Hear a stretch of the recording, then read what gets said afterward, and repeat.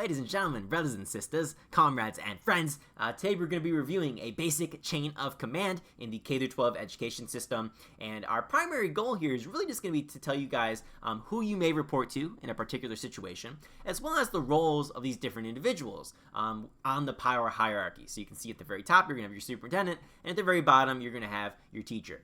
And so how does this work here? Well, let's start off, right? So if you're a teacher, right, you're going to have some other positions that might be on like the same footing as you in level, and people that you're going to be collaborating with. And so that might be like an intervention specialist to help out with your special education students. You might have like an ELL teacher or a TESOL teacher helping you out with the students who are learning second language. You may have an aide, for instance, right? And the aide is going to, assist you just with the classroom functioning itself. And so, technically, in theory, I guess you could say you're slightly higher, but you're really not. It's really like a lateral type of position, right? You're not in charge of anybody. They don't report to you. And so as a teacher, you're just there as a teacher, right? At the bottom, you're not directing anybody. You're not somebody's manager. There's nobody underneath you. It's like that's your role. It's a terminal role in itself, but you're a teacher. And so who are you going to be reporting to for different things? You're going to mainly be reporting to the assistant principal. But what is your goal here, right?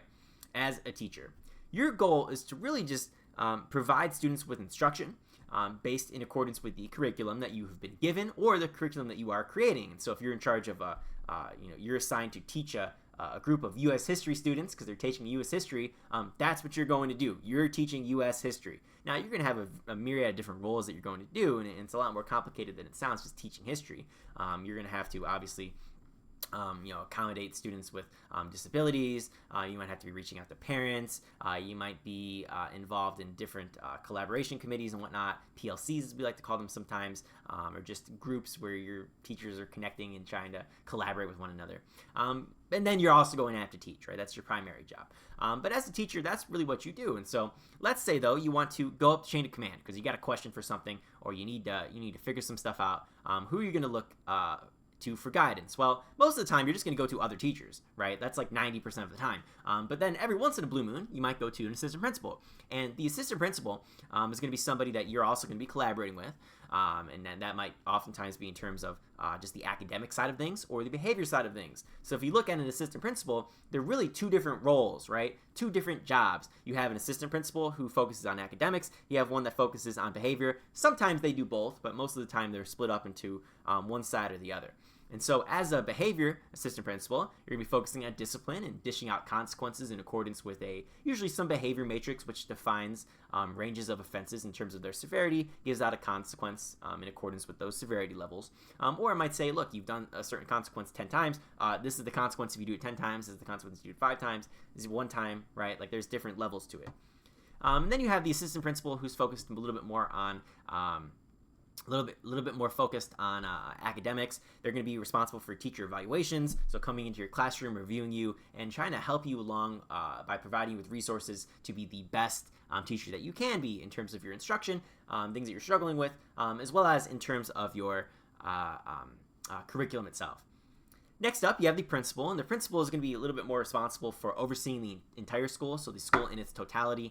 They're going to be focused a little bit more on compliance, making sure the paperwork is in order, that everybody's doing their jobs. People are going to go to them with the most severe problems. But in theory, you technically don't even really have to talk to the principal. Well, almost ever. I mean, once in a blue moon. But the principal is really going to be in charge of a lot of those, again, a little bit more compliance. They're the fall guy for things, right? So let's say that even the principal delegates, say, special education sign-offs to an assistant principal. It's like, well, it doesn't matter because the principal at the end of the day is the one responsible. And so they're the one who takes all the heat for things, right? And so that's the principal. And, you might go to them to get something signed.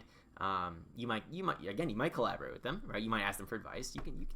They're available. They're open to that, right? But at the end of the day, the principal is somebody who is, they're usually not like your direct. They are like one of your supervisors, but they're not necessarily the person you're going to go to directly with the majority of issues. So that's why the assistant principal is there.